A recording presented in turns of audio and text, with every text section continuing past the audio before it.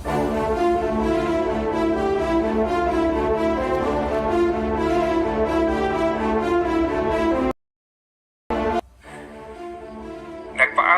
ang Department of Social Welfare and Development, DSWD Bicol, sa dalawang pamilyang nasunugan sa Camarines Sur at Albay. Unang nabigyan ng food packs, family kits, sleeping kits, at hygiene kits ang isang pamilyang nasunugan sa Zone 7, Barangay Gabawan, Dalaga, Albay, nitong nakaraang Pebrero 15, 2024. Natulungan din ng Ainsya, nakaparing assistance ang isang pamilya sa Barangay Concepcion, Pequeña, Naga City, na kung saan nasunog din ng isang bahay bandang alas 10:30 ng gabi noong nakaraang Pebrero 17, 2024. Bukod dito, nakatanggap din ng pinansyal na tulong ang nasabi ng nasunugan sa ilalim ng Assistance to Individual in Crisis Situation AIS program ng ahensya.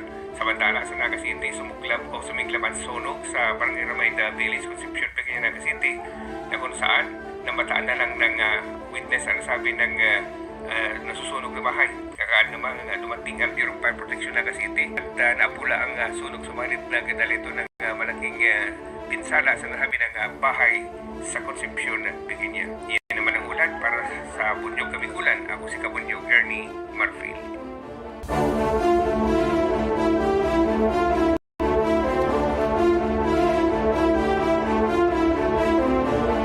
Voluntaryong sumuko ang isang miyembro ng notoryosong criminal group sa police station ng Libon, Albay noong Pebrero 15, 2024. Ito naman ang kinumpirma na Municipal Police Station Chief Officer in Charge Police Captain Victor Burhal, kung saan mga alas 12 ng tanghali pumunta sa kanilang opisina ang hindi pa pinangalan ng lalaki para isuko ang kanyang sarili at nagpahayag ng tutulong siya at susuporta sa kapulisan para matigil na ang mga krimen at illegal activities na ginagawa ng Concepcion Criminal Group sa nasabi ng bayan.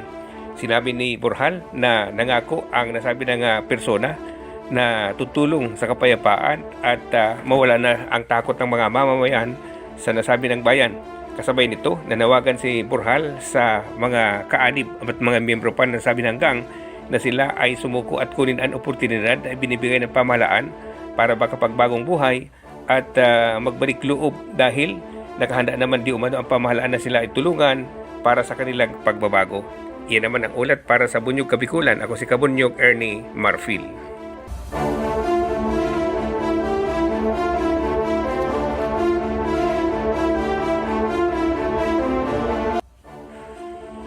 Positibo pa rin sa red tide toxins o Faraday Shell Pest Poisoning (PSP) ang mga shellfish sa baybaying dagat ng Milagros, Masbate, ayon sa Shellfish Bulletin No. 03 ng Bureau of Fisheries and Aquatic Resources noong February 13, 2024. Dahil ito, ipinagbabawal ng ahensya ang pagkain ng shellfish at alamang na galing sa nasabing dagat dahil nagdudulot ito o magdudulot ito ng masamang epekto sa katawan ng tao.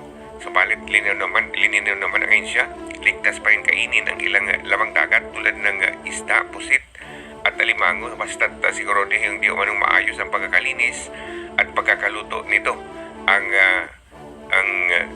Bureau of Fisheries and Aquatic Resources nagpalabas ng anunsyo dahil sa nasabi ng kumakalat na red tide sa bayan ng Masbate. Yan naman ang Bunyog Balita. Ako si Kabunyog Ernie Marfil.